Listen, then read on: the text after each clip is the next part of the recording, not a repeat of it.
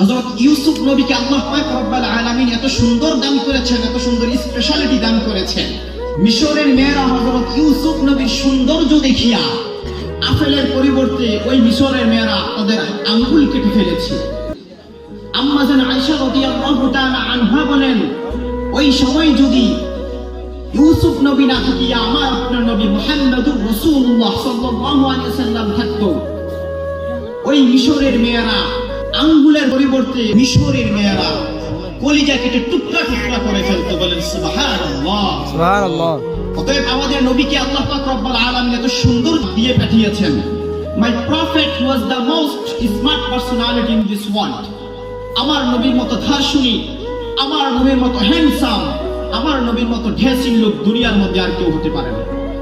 অতএব ওই নবীর আদর্শ, নবীর সুন্নাহ যারা মেনে চলবে, পাঁচ ওয়াক্ত নামাজ বা জামাতের সহিত আদায় করে যারা চলবে, তারাই দুনিয়া ও আখিরাতে সফল হতে পারবে।